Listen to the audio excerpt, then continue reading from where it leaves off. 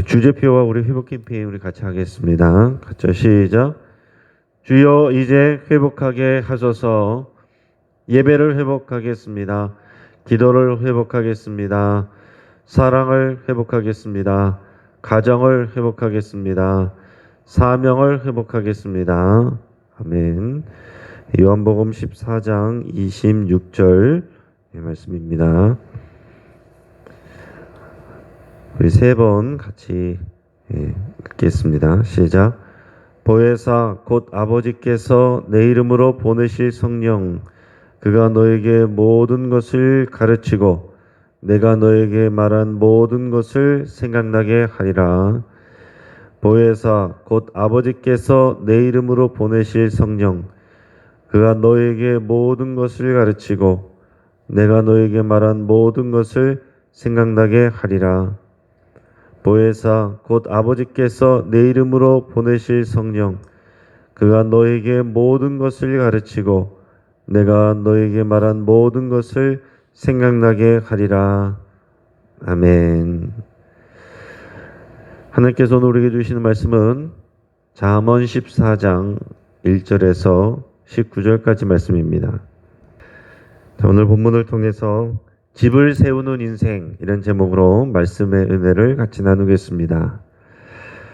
여러분, 사람의 인생은 집을 짓는 것과 같습니다. 대학에 나오는 말에 수신제가 치국평천하라는 유명한 말이 있습니다. 이것은 우리가 지어야 될 인생의 여러 가지 집을 말해준다고 할 수가 있겠습니다. 사람이 자기를 관리하는 것도 집을 짓는 것과 같습니다. 사람이 자기를 잘 관리한 사람은 또 자기의 집을, 자기의 가정을 세워나가야 됩니다. 가장으로서 또 어머니로서 우리가 가정을 잘 세워나가게 됩니다. 거기서 끝나지 않고 세상으로 나가서 또 자기의 역할을 하게 됩니다. 가정에서 가장일 뿐만 아니라 나라를 다스리는 지도자, 또 작게는 직장, 일터에서 또 자기의 역량을 발휘하는 그런 우리가 일을 하게 됩니다. 더 큰 그릇의 사람이라면 한 나라에서 멈추지 않고 천하를 다스리는 큰 지도자가 될 수 있습니다. 세계적으로 또 영향력을 발휘할 수 있는 그런 사람이 될 수도 있어요.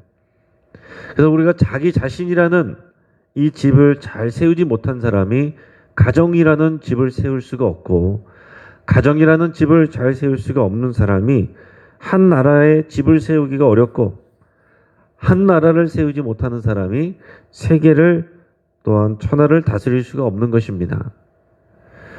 각자 그릇의 크기에 따라서 짓는 집의 규모가 다를 것입니다.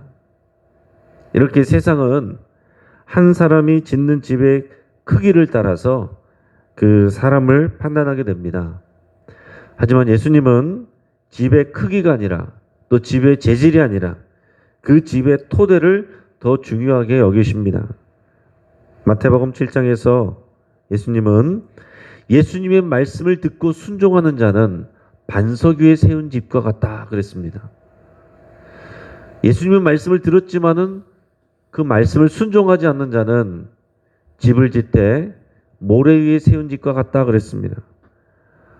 아무리 크고 아름답게 지었다고 할지라도 그 토대가 하나님의 말씀, 그 진리의 하나님을 경외하는 믿음, 그 위에 지어진 것이 아니라면 어느 순간 다 무너질 수 있다는 것을 말씀하셨습니다.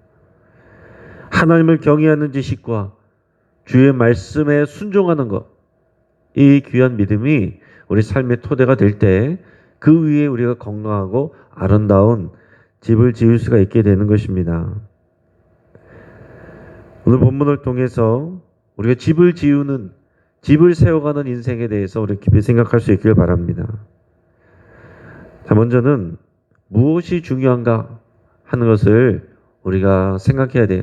그럼 지혜는 무엇이 중요한지를 알고 행하는 것입니다. 그것을 분별할 줄 알아야 건강한 집을 튼튼하게 지을 수가 있는 것입니다. 오늘 본문의 1절 말씀을 같이 읽도록 하겠습니다. 본문 말씀 1절입니다. 시작. 지혜로운 여인은 자기 집을 세우되 미련한 여인은 자기 손으로 그것을 허느니라. 아멘. 자, 지혜로운 여인은 자기 집을 세운다 그랬습니다. 반대로 미련한 여인은 자기 집을 허물다, 무너지게 한다라는 얘기입니다. 예전부터 어른들이 흔히 하는 말 중에 하나가 뭐냐면 집안에 여자가 잘 들어야 된다, 그런 얘기들을 많이 하십니다. 실제로 보면은 며느리가 어떤 사람이 들어오느냐에 따라서 그 집안이 흥하고 일어나는 경우가 있고, 며느리가 어떤 사람이 들어오느냐에 따라서 그 집안이 서로 싸우게 되고 또 무너지게 되는 경우들이 있습니다. 서로 사이가 안 좋았던 이 부모님과 자녀의 관계 가운데 싹싹한 며느리가, 지혜로운 며느리가 들어오면 서로 관계가 화목해지는 경우도 있고, 서로 화목하게 지내던 부모 자식 간의 관계였는데 며느리가 들어오면서 그 서로 관계가 서먹서먹해지고 서로 오해하게 되고 깨지게 되는 그런 경우들도 있습니다. 자, 그래서 한 사람의 또 어떤 여자가 들어오냐에 따라서 그 가정이 달라진다라는 그런 것들을 얘기를 많이 합니다. 또 보면은 믿음의 며느리 잘 한 명 들어와서 그 가정과 가문이 다 이렇게 복음화되는 경우들도 있습니다. 우리 교회도 그런 간증들 제가 들어봤습니다. 근데 여기서 원어로는 이 여인이라는 말이 여성들 이렇게 되어 있습니다. 여성들, 나쉼 이렇게 되어 있는데 이것은 사실은 모든 계층과 연령대를 아우르는 그런 말입니다. 그러니까 이것은 여기서 말할 때 지혜로운 여인이라고 해서 이것은 여자에 관한 문제를 얘기하는 것이 아니고 대표적인 말로 이렇게 표현한 것이고 우리 모두의 이야기입니다.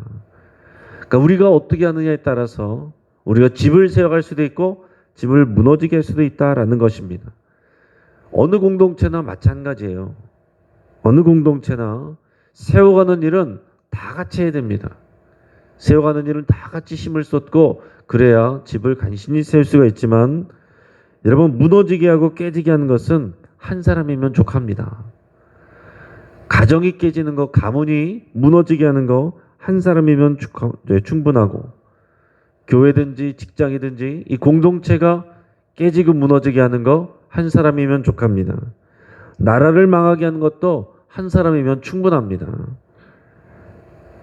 여러분, 중요한 것은 집을 세우는 일이에요. 집을 건강하게 잘 세우는 것이 중요한 일입니다.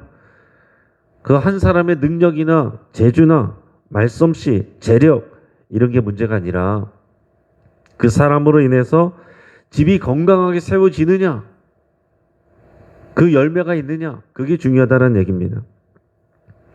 교회에도 보면 다양한 강사들이 옵니다. 다양한 강사들이 오고 다양한 경력이 있고 다양한 기술과 능력과 지혜들이 있습니다.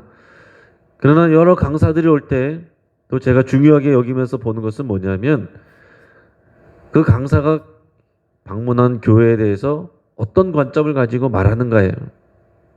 그 교회를 모습을 있는 그대로 존중을 하는 그런 강사가 있고 자신을 뽐내기 위해서 자신이 간 그 교회를 지적하고 판단하고 깎아내리는 그런 강사가 있습니다.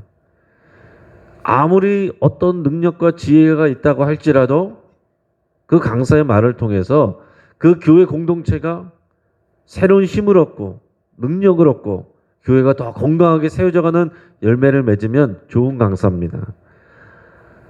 하지만 아무리 본인이 능력이 뛰어나더라도 그 강사의 말을 통해서 남는 성도들의 마음이 우리 교회는 왜 이래? 우리는 왜 저렇게 못해? 마음이 갈라지고 실망하게 되고 그렇게 해서 교회가 오히려 또 무너지는 그런 열매를 맺는다면 그것은 좋은 강사가 아닙니다. 나쁜 강사입니다. 자, 중요한 것은 집을 건강하게 세우느냐, 이게 중요하다라는 거예요. 그러니까 여러분, 우리는 우리의 가정, 우리의 교회, 여러분의 일터,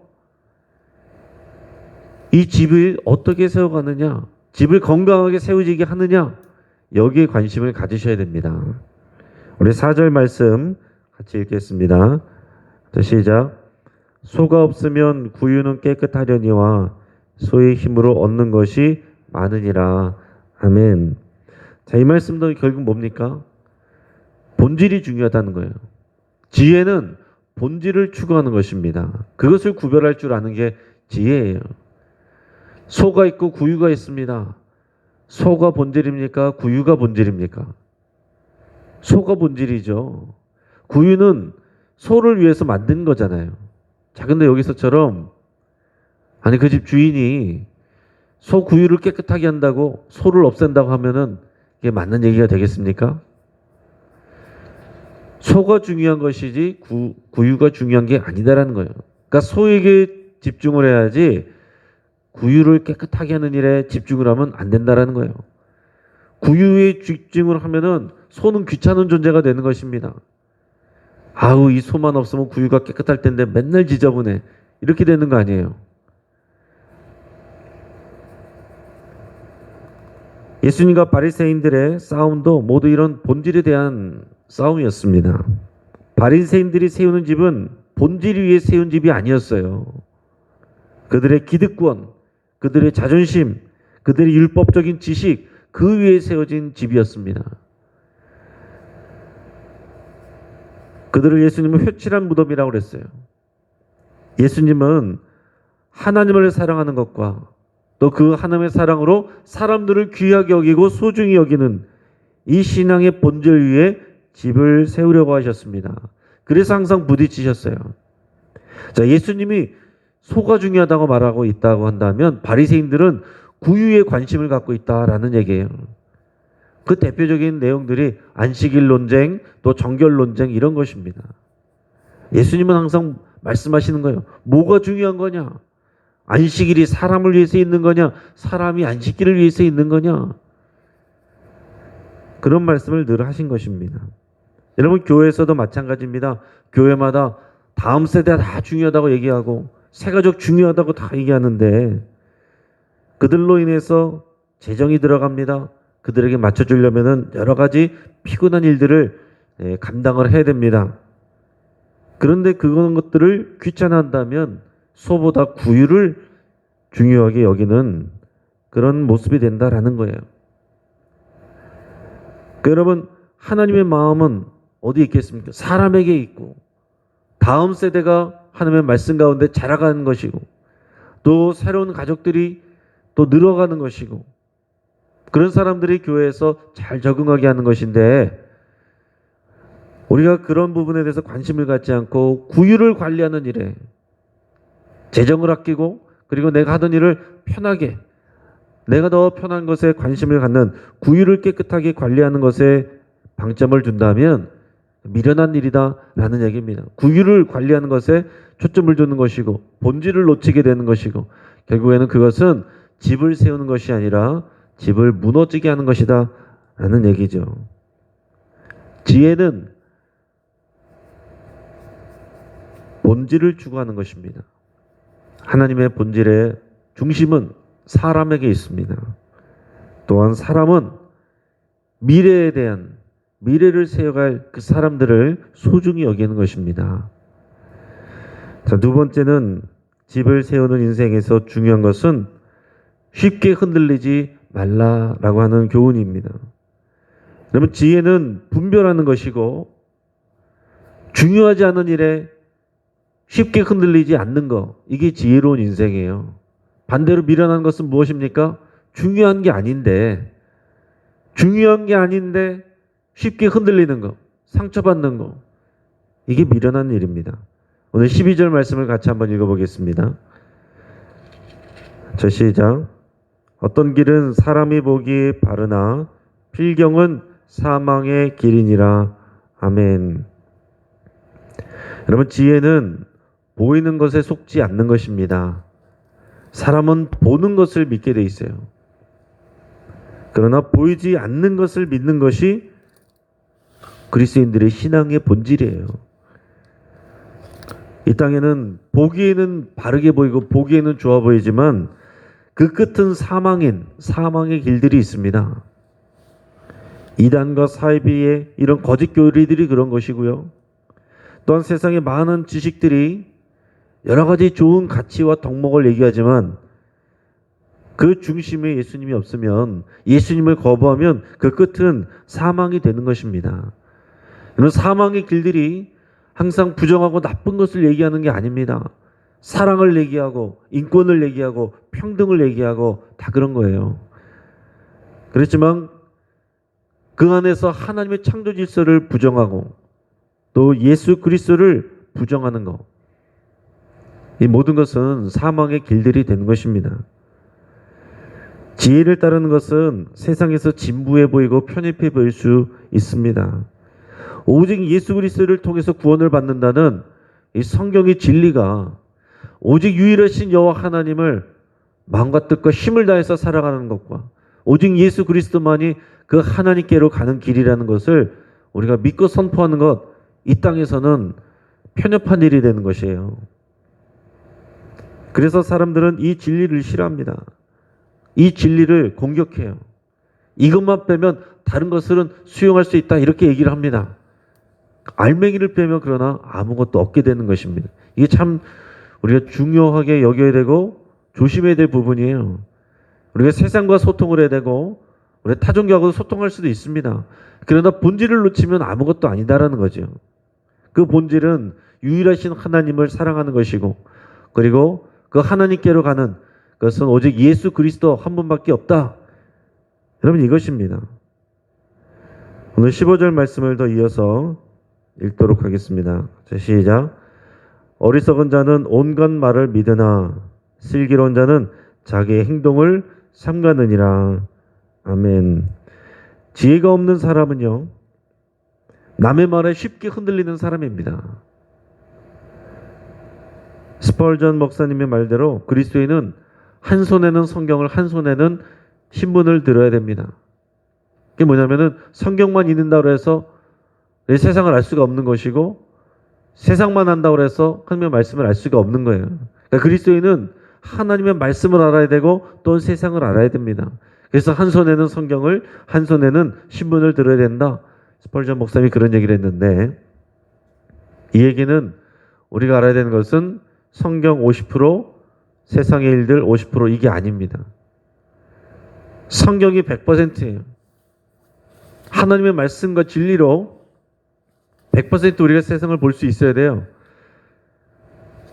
100% 하나님의 말씀으로 이 신문에 나오는 세상의 일들을 우리가 바라보고 해석할 수 있는 이 사람이 지혜로운 그리스도인이 되는 것입니다.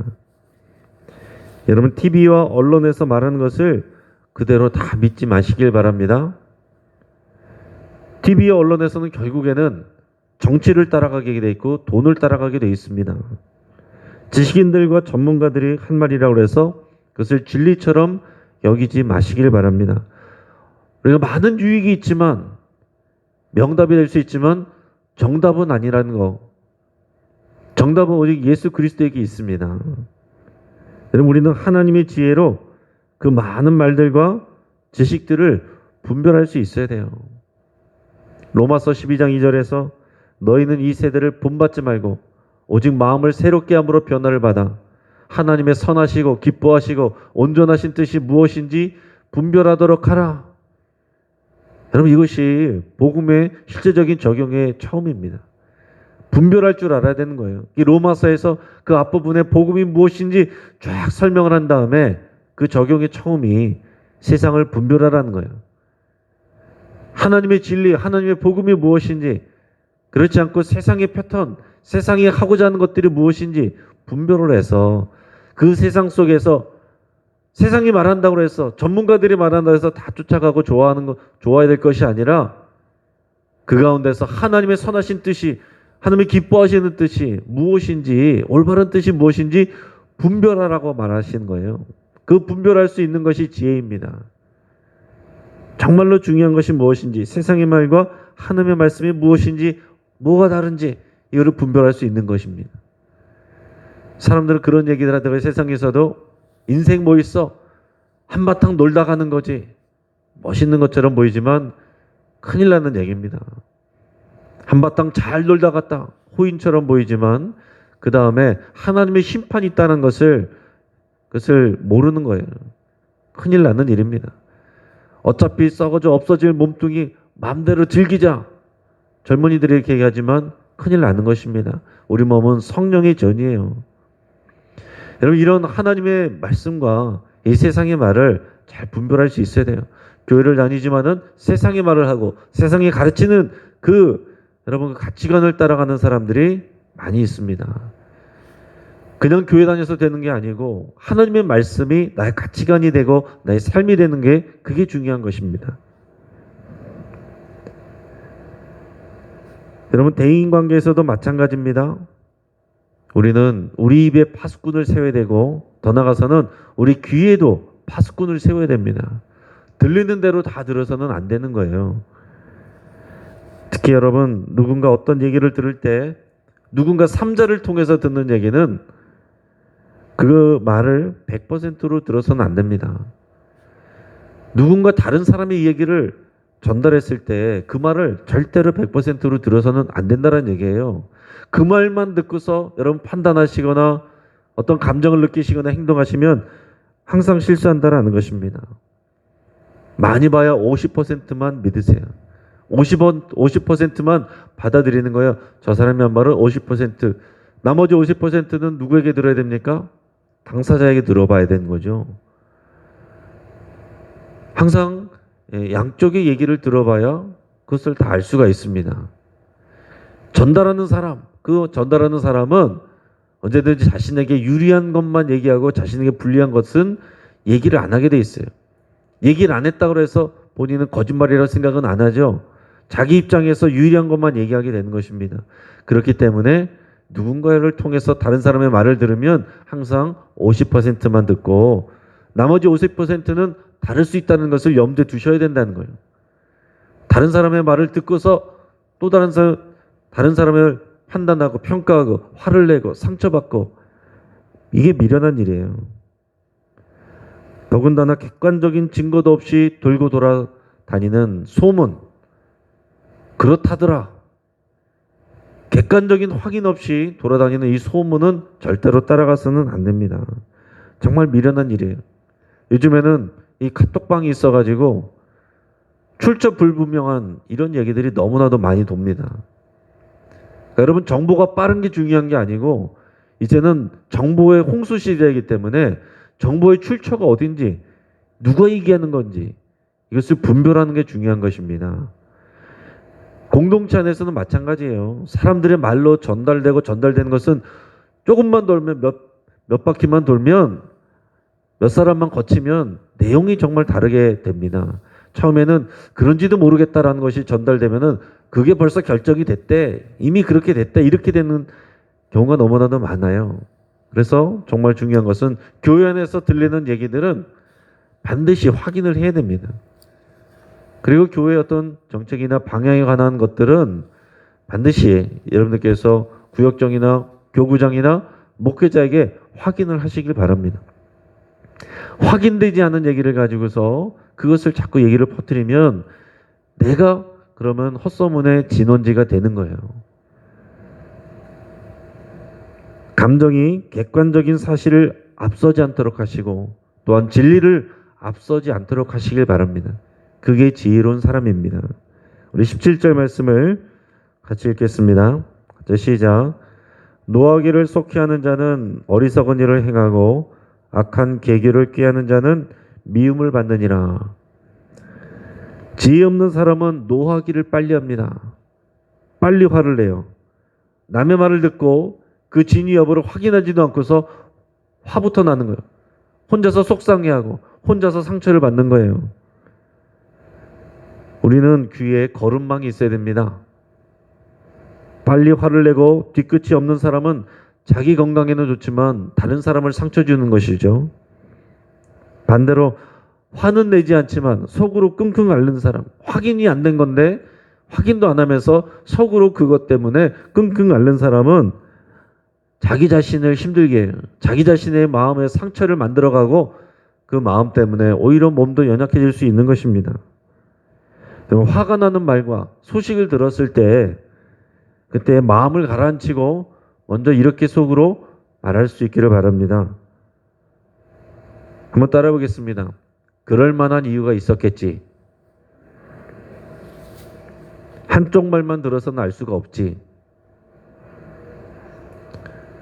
항상 이 생각을 하셔야 돼요. 그럴 만한 이유가 있었겠지. 한쪽 말만 들어서는 알 수가 없지. 그래야 우리 귀에 거룩망이 생기는 거예요. 그래야 노하기를 더디할 수가 있는 것입니다.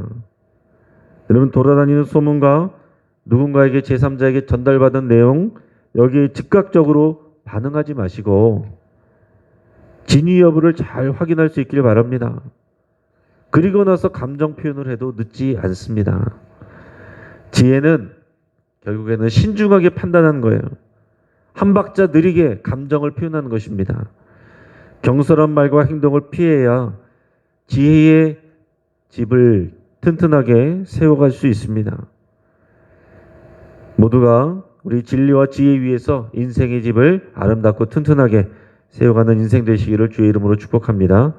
같이 한번 기도하겠습니다. 오늘 말씀을 붙잡고 함께 기도할 때에 내 자신과 가정과 교회와 일터를 건강하게 세우는 내가 지혜로운 건축가가 되기를 여러분 결단하며 기도할 수 있길 바랍니다. 지금 당장의 편의와 이익보다 중요한 본질을, 하나님이 기뻐하시는 것이 무엇인지를 분별할 수 있는 지혜를 여러분 구하며 기도할 수 있길 바랍니다. 내 눈에 보이는 것과 들리는 것에 쉽게 현혹되지 말고 하나님의 뜻을 분별할 수 있기를 위해서 기도하시고, 성령님께서 나를 가르쳐 주십시오. 분별할 수 있게 도와주십시오. 그렇게 여러분 간절히 기도할 수 있길 바랍니다. 우리 가정을 위해서 기도하겠습니다. 우리 사랑하는 가족들이 빨리 크게 인생의 집을 지려 하지 않게 하시고 믿음의 튼튼한 토대 위에 집을 짓는 우리 사랑하는 자녀들과 우리 가족들이 될 수 있기를 위해서 함께 기도하겠습니다. 세상은 경쟁합니다. 누가 더 큰 집을 짓느냐, 누가 더 좋은 재료를 짓느냐. 그러나 중요한 것은 그 믿음의 토대가 중요한 것이라고 그랬습니다.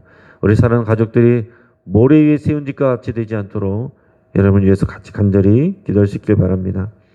우리 영신교회 다음 세대를 위해서 같이 기도하겠습니다. 우리 교육부를 위해서 같이 기도하겠습니다.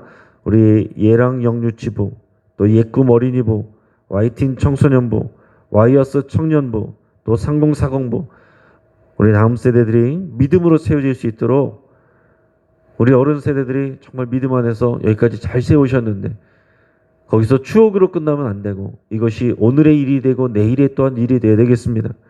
간절히 위해서 기도하시고, 또 우리 새가족과 초신자들이 믿음 위에서 건강한 영신교회로 세워지기를 위해서 기도하시고, 우리 영신교회가 그들을 사랑하고 섬기고 그들을 잘 키워서 미래의 영신교회가 될 수 있기를 위해서 함께 기도하겠습니다. 우리 환우들을 위해서 기도하겠습니다. 우리 새가족 유순자 권사님 얼마 전에 심장 수술하고 퇴원했습니다. 잘 회복되기를 위해서 같이 기도해 주시고, 우리 구현인 권사님 항암 치료 중에 있습니다. 우리 방인숙 권사님 재활 치료 중에 있습니다. 또 유재현 권사님 허리 시술 후에 또 회복 가운데 있습니다. 우리 김삼남 성도님 뇌출혈 후에 회복하고 있는데 이제 요양원으로 어제 들어가셨다고 합니다. 여러분 위해서 같이 기도해 주시고, 황복희 권사님 항암치료, 김명숙 씨 집사님 항암치료 중에 있고, 박대희 집사님 대장수술에 치료 중에 있습니다. 우리 박범진, 김동욱, 우리 김봉 청년 손치료 중에 있습니다. 그들의 진료를 위해서도 같이 기도해 주시고, 우리 주변에 몸과 마음이 약해진 어르신들 위해서요 여러분 많이 기도해 주시고, 그 외에 여러분들의 아픈 부위들 또 여러 환우들을 위해서 생각나시는 대로 또 기도할 수 있길 바랍니다. 우리 주여 한번 간절히 부르짖고 합심해서 우리 함께 기도하겠습니다.